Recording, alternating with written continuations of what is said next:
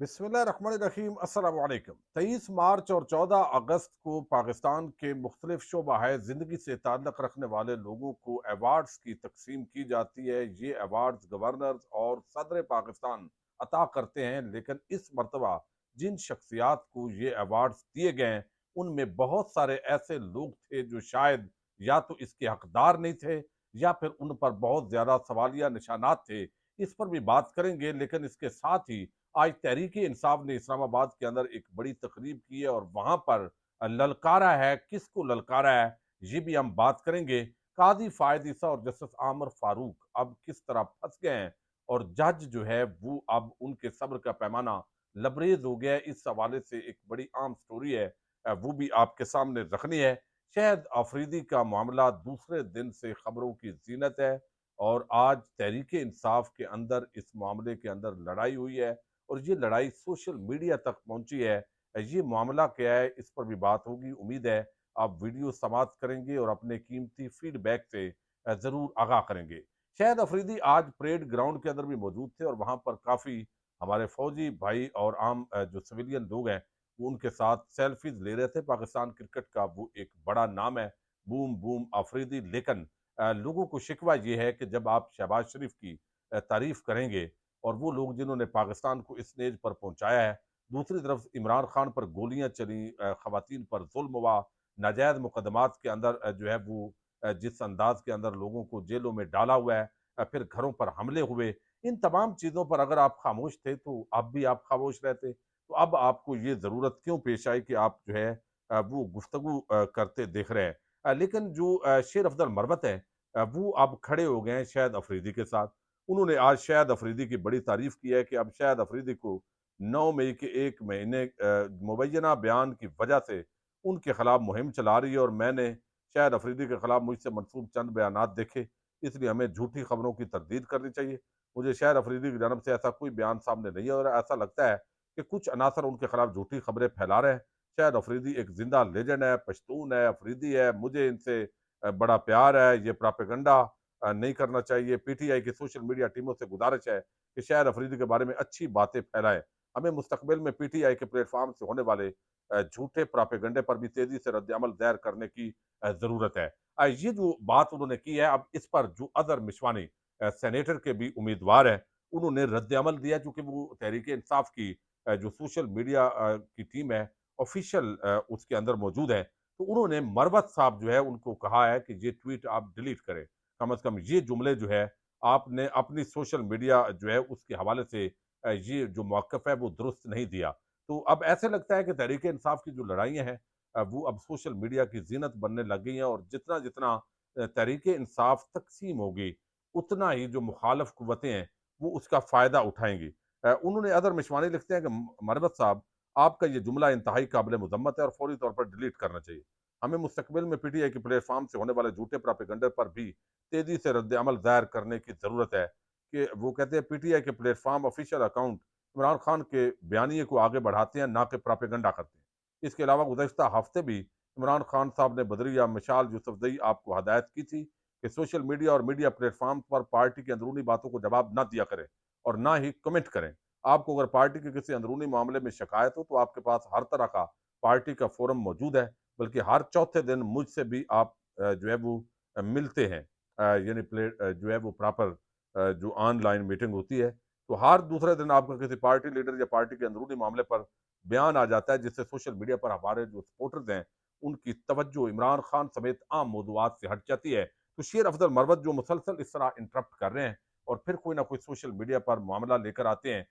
ये काफ़ी मुझे लगता है कि मरवत साहब और पार्टी के जो लोग हैं उनमें मुसलसल कुछ दूरियों के अंदर इजाफा हो रहा है। अब दूसरी तरफ जो है वो एक मामला और है और वो है तहरीक इंसाफ ने आज इस्लामाबाद के अंदर एक प्रोग्राम किया है। ये यौम पाकिस्तान के हवाले से एक तकरीब थी खैबर पख्तूनख्वा हाउस के अंदर और यहाँ पर जो गुफ्तगू की है अली मोहम्मद खान ने, शहरयार अफरीदी ने, फिर ख़ास तौर पर असद कैसर ने, तो आज बहुत ही सख्त उन्होंने बात की और उन्होंने कहा है कि बैरिस्टर गौर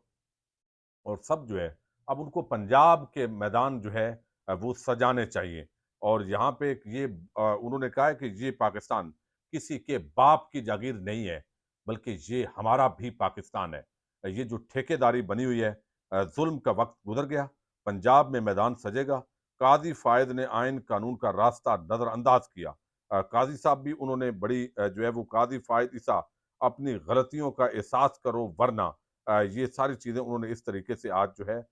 وہ بیان کی ہیں۔ پھر جو ہے وہ علی محمد خان انہوں نے سخت گفتگو کی ہے، شہریار افریدی نے اور دیگر نے وہاں پر فیصل جاوید اور سب نے گفتگو کی ہے، اور پیغام وہی ہے کہ پاکستان کا جو اصل قائد اعظم ہے آج کا، وہ کہتے ہیں کہ عمران خان ہے، جو ڈٹا ہوا ہے، جو جمہوریت، آئین اور قانون کے ساتھ کھڑا ہے، لیکن دوسری طرف آئین اور قانون کو پاؤں تلے روند کر تحریک انصاف کے خلاف انتقامی کارروائیاں ہو رہی ہیں، ان کا مینڈیٹ پر ڈاکہ ڈالا گیا ہے، اور یہ جو ڈکیٹی ہے یہ ہضم نہیں کرنے دی جائے گی۔ تو آج یہاں پہ بڑی سخت گفتگو ہوئی، بڑا سخت جو ہے وہ پیغام دیا گیا ہے۔ لیکن دوسری طرف ایک اور بڑی ڈیولپمنٹ ہے، اور وہ ہے کوٹ رپورٹر ہیں حسنات ملک، بہت سینئر جرنلسٹ ہیں، اور انہوں نے جو قاضی فائد عیسیٰ اور موجودہ جو جوڈیشری ہے اس کے حوالے سے بڑی تفصیلی جو گفتگو کی ہے شاہ زیب خانزادہ کے پروگرام کے اندر، آج پورا دن اس کی گونج رہی ہے، اور جو چند ان کے جملے ہیں وہ بڑی اہمیت کے حامل ہیں، جو آپ کے سامنے میں سمجھتا ہوں جب رکھوں گا تو اندازہ ہوگا کہ اس وقت جو جسٹس عامر فاروق ہیں وہ اسلام آباد ہائی کورٹ کے اندر تنہا ہیں۔ دوسرے جو تمام ججز ہیں وہ ان کی جو رائے ہوتی ہے وہ مختلف ہوتی ہے۔ لاہور ہائی کورٹ کے اندر ایک جو جج صاحب ہیں، جب سے وہ چیف جسٹس بنے ہیں لاہور ہائی کورٹ، اس کے بعد انہوں نے ایک جج جو انسداد دہشت گردی عدالت کے ہیں ان کا تبادلہ کیا ہے، اور نیا جج اپوائنٹ نہیں کیا، اور 106 لوگ ان کی وجہ سے لٹکے ہوئے ہیں، جو شاید گھر والوں کے ساتھ عید منا سکتے، لیکن رکاوٹ ڈالنے کے علاوہ ایسے لگتا ہے کہ ججز انصاف دینے کے اندر بعض ججز جو ہے وہ سنجیدہ نہیں ہے، تو یہ پھر سوالات جو ہے وہ اسی وجہ سے بہت زیادہ اٹھتے ہیں۔ اب جو باتیں انہوں نے کی ہیں یہ بڑی عام ہے، ایک ایسا بندہ جو کورٹ رپورٹر ہے، اندرونی معاملات جو عدالتوں کے ہیں ان سے آگاہ ہے، پھر غیر جانبدار ہے، اور وہ ہمیشہ جو ہے وہ تنقید کرتے ہیں عمران خان پر بھی، نواز شریف پر بھی، شہباز شریف پر بھی، اور باقی جو اسٹیبلشمنٹ ہے اس پر بھی۔ اسناد ملک کہتے ہیں کہ ایک خیال یہ بھی ہے کہ اسٹیبلشمنٹ پی ٹی آئی کی اندرونی لڑائیوں کے بعد مطمئن ہے کہ ان کو عدالتوں سے چھوٹا موٹا ریلیف مل بھی جائے تو کوئی مسئلہ نہیں ہے، کیونکہ پی ٹی آئی اندرونی طور پر اتنی الجھ چکی ہے کہ اب یہ کوئی مؤثر تحریک نہیں چلا سکتی۔ یہ بات انہوں نے کی ہے، جو آج ہم نے اس کا عملی مظاہرہ مروت اور جو مشوانی صاحب ہیں ان کے آپس کے اندر گفتگو جو سوشل میڈیا پہ ہوئی ہے اس کو دیکھا ہے۔ پھر وہ کہتے ہیں اسٹیبلشمنٹ کو اصل میں جن چیزوں پر کنسرن ہے ان پر قاضی فائز عیسیٰ مکمل خاموش ہے، باوجود اس کے کہ عمران خان نے ان کو لیٹر بھی لکھا۔ یعنی یہ جو معاملہ ہے کہ آپ زمینوں کی لیز کو اٹھا لیں، دوسرے معاملات بھٹو کی پھانسی کو اٹھا لیں، لیکن اصل چیز یہ ہے کہ تحریک انصاف کے خلاف جو کچھ اس وقت ہو رہا ہے اس پر جو قاضی صاحب ہیں وہ مکمل طور پر خاموش دکھائی دیتے ہیں، اور یہ جو خاموشی ہے یہ بہرحال اس پر سوالیہ نشان ہے۔ وہ کہتے ہیں بہت سے لوگ کہتے ہیں کہ شاید قاضی فائز عیسیٰ صاحب کے ڈی ایچ اے اور شہداء کے حوالے سے ریمارکس پر اسٹیبلشمنٹ ناراض ہو، لیکن میرا نہیں خیال کہ اسٹیبلشمنٹ ان ریمارکس پر ناراض ہو، کیونکہ اسٹیبلشمنٹ کا main concern P T I اور پی ٹی آئی کے معاملے میں قاضی فائز عیسیٰ نے ریاستی بیانی اور عمل کو کسی طرح سے متاثر نہیں کیا۔ پی ٹی آئی کو جو ریلیف عمر عطا بندیال صاحب کے دور میں مل رہا تھا وہ قاضی صاحب کے آتے ہی بند ہو گیا ہے۔ اب ایک جو چیز ہے وہ یہ ہے، اب وہ کہتے ہیں کہ ہو سکتا ہے قاضی فائز عیسیٰ اسٹیبلشمنٹ یا حکومت کی بجائے پی ٹی آئی کو سب سے بڑا مسئلہ سمجھتے ہوں۔ بظاہر یہاں پر نظر آ رہا ہے کہ عدلیہ پر 9 فروری کے نتائج کا اثر ہوا ہے، اداروں کے سربراہان کا بہت اثر ہوتا ہے، لیکن نیچے بہت تبدیلیاں ہیں، بہت فرق آ چکا ہے، ججز نے سوالات اٹھانے شروع کر دیے ہیں، یعنی چیف جسٹس اسلام آباد ہائی کورٹ ہو یا چیف جسٹس آف پاکستان، ججز جو ہے انہوں نے سوالات اٹھانے شروع کر دیے ہیں۔ ججز کی توہین کے نام پر صحافیوں کو جاری ہونے والے نوٹسز پر سپریم کورٹ کے ججز نے سوالات اٹھائے اور اعتراض کیا کہ ہمارے نام پر ایسا کیوں کیا گیا۔ اسلام آباد ہائی کورٹ کے چیف جسٹس ایک طرف ہیں اور باقی 7 ججز دوسری طرف ہیں، یہ انہوں نے بات کی ہے۔ اسلام آباد ہائی کورٹ کے ججز میں بھی کیسز کی تقسیم پر بحث ہو رہی ہے۔ اچھا، Lahore high court full court meeting میں ایک جج نے سوال اٹھایا ہے کہ پی ٹی آئی کی خواتین قیدیوں کی ضمانتیں کیوں نہیں دی جا رہی۔ کچھ ججز نے ان کے اس موقف کو سپورٹ کیا اور کچھ نے مخالفت۔ بہرحال وہ کہتے ہیں کہ اندر یہ بحث ہو رہی ہے کہ یہ جو کام ہو رہا ہے یہ درست نہیں ہو رہا، بس بہت ہو چکا، ہمیں اپنی کھوئی ہوئی اسپیس کو واپس لینا چاہیے۔ जज जो है वो बहुत सारे ये समझना शुरू हो गए। आगे वो कहते हैं कि